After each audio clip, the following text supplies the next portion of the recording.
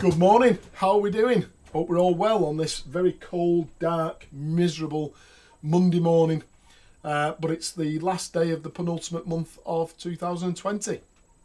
And I don't think that there's a single person in the universe that doesn't want to see the back of 2020. And I think we're all willing our way into 2021 where hopefully we'll get a better year than the one we're currently having. I don't think that's up for debate at all.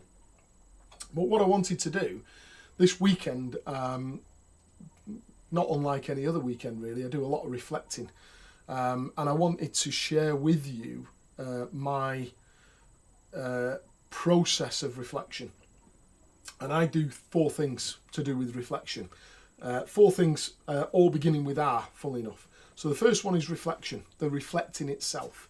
And the reason I do a lot of reflection is to understand things that are going on, things that have happened, things that are happening, and things that could happen going forward.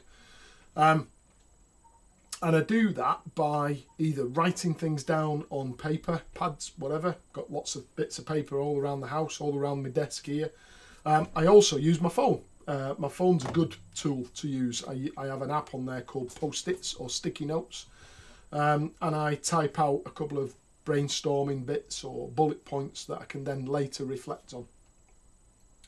And once I've reflected, I then look at respecting the decisions or the happenings, the occasions that have come about, in order to fully understand and absorb them, because the way I reflect on something today might be totally different on something, or the way I responded 6 months ago or 3 months ago or 3 days ago.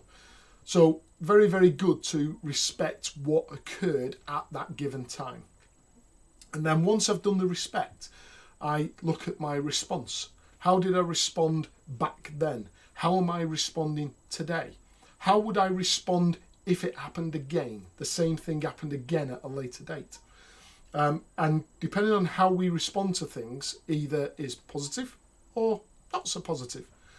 Don't like the word negative as a wrong connotation, but it's either positive or not so positive.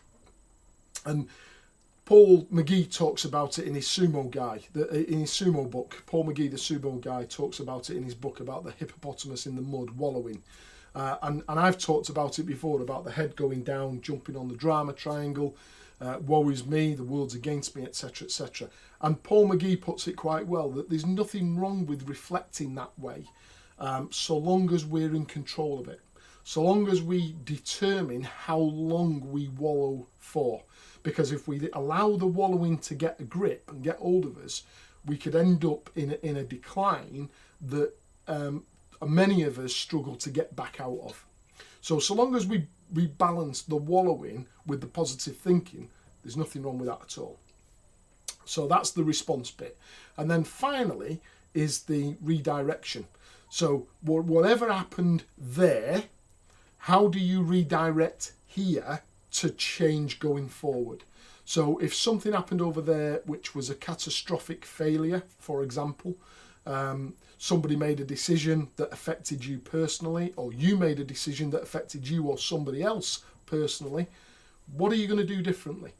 What are you going to change so that you get a different, possibly a more positive outcome further down the line? If you had the same situation again, how would you redirect that person to make a different decision? How would you redirect yourself to make a different decision to affect a different outcome? So just to recap then, reflection is the underpin of all of this. We've then got respect. Let's respect the decisions or the happenings that occurred. And then we've got response. How are we responding to the decisions or the outcomes? And then finally, we've got the redirect. What are we doing differently today to make a change for tomorrow? Okay, so just thought I'd leave you with that. I thought I'd share that, my process, my thoughts, my feelings on my reflection time. It might help you, it might not. I hope it does. But whatever happens, whatever the outcome, whether you take this on board or not, have a great day. And more importantly, have a great December. And I'll see you soon. Take care for now.